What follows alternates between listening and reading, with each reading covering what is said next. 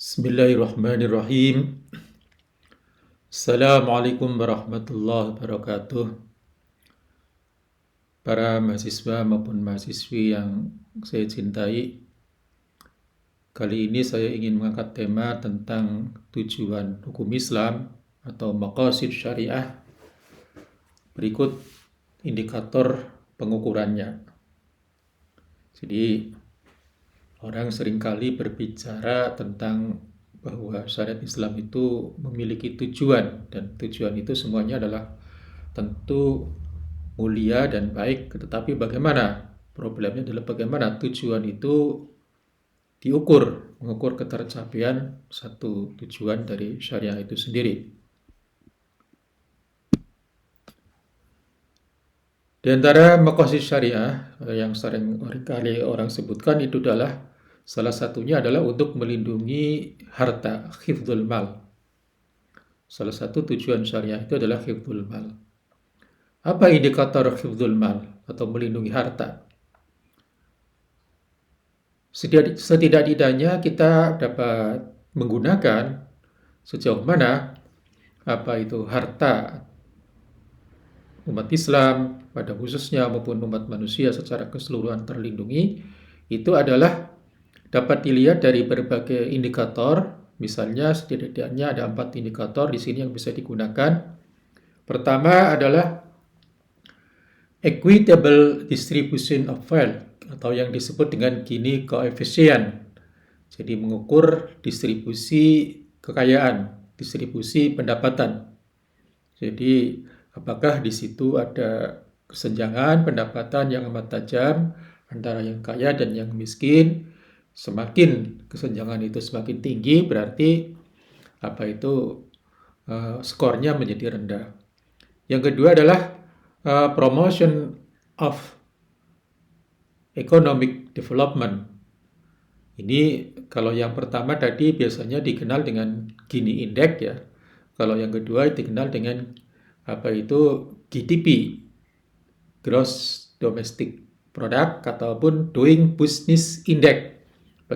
Bagaimana indeks kemudahan berbisnis dalam satu wilayah ataupun dalam satu negara itu menentukan apakah hak-hak untuk memiliki dan untuk mengembangkan harta itu terlindungi di dalam satu negara. Kemudian yang ketiga adalah access to employment. Akses itu employment itu adalah akses terhadap pekerjaan. Jadi nanti diukur tingkat pengangguran, unemployment rate, tingkat penganggurannya. Jadi semakin tinggi tingkat pengangguran, tentunya berarti skornya menjadi rendah. Semakin rendah tingkat pengangguran, bahkan kalau suatu negara tidak ada pengangguran sama sekali, itu berarti skornya amat tinggi. Kemudian prohibiting unlawful gain, artinya larangan terhadap perolehan harta-harta secara ilegal. Itu bisa diukur dengan Corruption Perception Index, kemudian International Property Right Index. Jadi indeks-indeks itu semua itu bisa diukur sejauh mana sebuah negara mempraktekkan apa itu maqasid syariah dalam melindungi ataupun dalam memelihara harta atau hifdzul mal. Kemudian tujuan hukum Islam atau maqasid syariah yang berikutnya adalah antara lain adalah melindungi jiwa ataupun melindungi kehidupan. Melindungi jiwa atau melindungi kehidupan itu bisa diukur dengan misalnya dengan pengukuran life expectancy at birth. Jadi usia harapan hidup, kira-kira seperti itulah. Bagaimana usia harapan hidup di satu negara? Artinya semakin tinggi usia harapan hidup di satu wilayah dalam satu negara, artinya di situ negara ataupun wilayah itu berhasil melindungi jiwa manusia. Kemudian yang kedua adalah untuk melindungi kehidupan, antara lain juga dilihat dari poverty rate. Poverty rate itu artinya tingkat kemiskinannya. Jadi orang kalau miskin dan dibiarkan itu artinya jadi secara tidak langsung seperti membiarkan orang itu kelaparan, membiarkan orang itu terancam kehidupannya karena tidak memiliki akses atau kemampuan untuk memenuhi kebutuhan dasar, maka itu artinya juga ada kegagalan di dalam melindungi kehidupan atau melindungi jiwa. Itu bisa dilihat dari poverty rate, tingkat kemiskinan dalam suatu negara. Kemudian juga melindungi jiwa ataupun kehidupan itu juga bisa dilihat dari environmental protection. Environmental protection index, indeks perlindungan terhadap lingkungan, karena lingkungan yang baik itu juga akan berkontribusi terhadap kehidupan manusia. Jadi semakin baik lingkungannya, manusia akan semakin sehat dan artinya semakin terlindungi hidupnya. Kemudian juga national peace and security ini bisa diukur dengan global peace index. Jadi suatu negara yang selalu bertikai, yang selalu berperang satu sama lain, itu juga mengancam kehidupan umat manusia. Jadi bisa diukur dengan Global Peace Index, sejauh mana skor negara itu di dalam meningkatkan ataupun dalam memelihara perdamaian di negaranya itu sendiri, dan bagaimana dibandingkan dengan kondisi negara-negara yang lain. Kemudian indikator berikutnya atau bahwa salah satu ataupun tujuan hukum Islam berikutnya itu adalah melindungi akal atau hifdzul akli. Hifdzul akli itu sebenarnya bisa diterjemahkan secara bebas adalah melindungi akal atau melindungi kebebasan berpikir. Melindungi kebebasan berpikir ini bisa diukur dengan beberapa indikator ataupun indeks.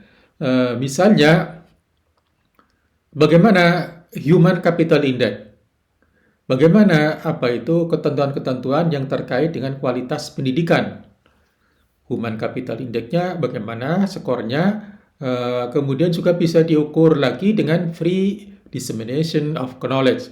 Bagaimana sejauh mana pengetahuan itu bisa disebarluaskan secara bebas. Jadi semakin di satu negara tingkat pengetahuannya itu merata, itu berarti semakin baik skornya. Kira-kira seperti itu. Kemudian ada promotion of science, technology, research and development. Jadi adanya promosi untuk pengembangan sains, riset, dan teknologi, atau bisa diukur dengan innovation index. Indeks inovasinya itu bagaimana dalam satu negara. Kemudian hifdzul akli atau kebebasan berpikir itu juga bisa diukur dengan press freedom index. Indeks kebebasan berpikir itu dilihat dari sejauh mana kebebasan persnya di negara tersebut. Kemudian tujuan hukum Islam yang lainnya adalah hifdzul ird. Hifdzul ird itu adalah memelihara kehormatan diri atau kehormatan manusia. Bagaimana memelihara kehormatan manusia? Itu bisa diukur dengan physical integrity atau incident of torture, political imprisonment, extrajudicial killing, and disappearance. Itu sejauh mana insiden-insiden yang terkait dengan penyiksaan, political imprisonment, tahanan politik. Jadi tahanan politik itu dianggap merendahkan martabat manusia. Extrajudicial killing, apakah ada juga extrajudicial killing, pembunuhan-pembunuhan di luar pengadilan, ataupun ada penghilangan manusia secara paksa, itu akan mengurangi indikator hifdzul irdi atau honor, kehormatan, akan mengurangi indeks atau skor indeks bagi kehormatan manusia. Kemudian yang kedua adalah fundamental human right and freedom from discrimination. Jadi ada hak-hak yang fundamental dan dibebaskan dari segala bentuk diskriminasi yang bisa diukur dari Empowerment Right Index dan Women Right Index. Kemudian bisa diukur juga kehormatan manusia dalam satu negara itu diukur dari Independent of Judiciary. Jadi sejauh mana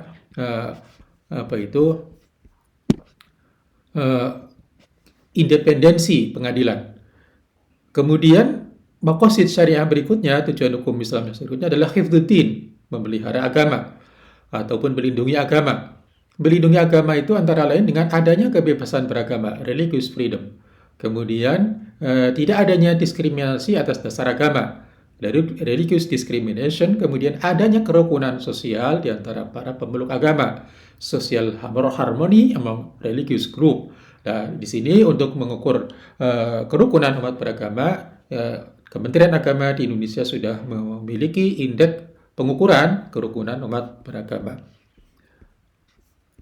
Kemudian berikutnya adalah hifdzun nasl, memelihara ataupun melindungi keturunan ataupun keluarga.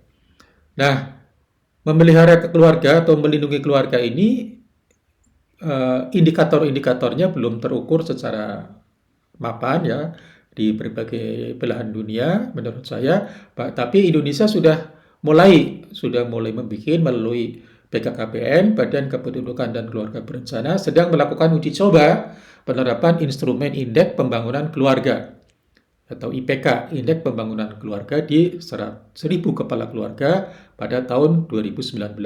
IPK itu mengukur ketahanan dan kesejahteraan keluarga Indonesia. Ini juga nanti akan bisa digunakan untuk mengukur sejauh mana keluarga-keluarga Indonesia itu cukup terlindungi dan cukup terpelihara kelangsungan dan kelestariannya. Nah, di antara indeks-indeks yang bisa diukur untuk tentang Human Capital Index atau indeks modal manusia, terdapat juga Human Capital Index yang dikeluarkan oleh Bank Dunia, misalnya pada tahun 2018, di mana Indonesia berada pada peringkat 87 dari 157 negara, artinya masih jauh lah. Adapun pada lingkup Asia Tenggara, Indonesia menempati peringkat 6 di bawah Singapura, Vietnam, Malaysia, Thailand, dan Filipina. Sedangkan Indonesia hanya unggul dari Kamboja, Myanmar, dan Laos dan Timur Timur. Secara global, Singapura juga menduduki peringkat pertama dengan skor 0,88. Nah, pada tahun 2019 juga ada indeks kebahagiaan. Ini juga penting juga untuk mengukur sejauh mana penduduk suatu negara itu hidupnya bahagia atau tidak. Dari 156 daftar negara yang dirilis dalam laporan tersebut, Indonesia berada peringkat 92 dengan perolehan poin sebanyak 5.192. Di Asia Tenggara, Indonesia tertinggal dari Singapura, Thailand, Filipina, dan Malaysia, dan berada di atas Vietnam, Kamboja, dan Laos, dan Myanmar. Indikasi poin kebahagiaan yang dirilis oleh Good Happiness Index atau Good Happiness Report tadi disusun berdasarkan beberapa faktor, diantaranya adalah seperti harapan hidup, dukungan sosial, serta tingkat korupsi. Indeks persepsi korupsi sendiri di Indonesia, kalau kita melihat dari Transparansi Internasional Indonesia merilis data indeks persepsi korupsi atau Corruption Perception Index, skor Indonesia adalah berada di angka 40 dengan nilai tertinggi 40. Skor ini naik menjadi 2 poin dibanding tahun 2018 yang lalu yang berada di poin 38, dan rankingnya yang juga ikut naik dari 89 menjadi 85. Itulah beberapa ukuran-ukuran dari tujuan hukum Islam yang mencoba diukur dengan ukuran-ukuran yang lebih bisa lebih empirik, lebih objektif, dan bisa diverifikasi. Demikianlah, kurang lebihnya kami mohon maaf. Wallahul muwaffiq ila aqwamit thoriq. Wassalamualaikum warahmatullahi wabarakatuh.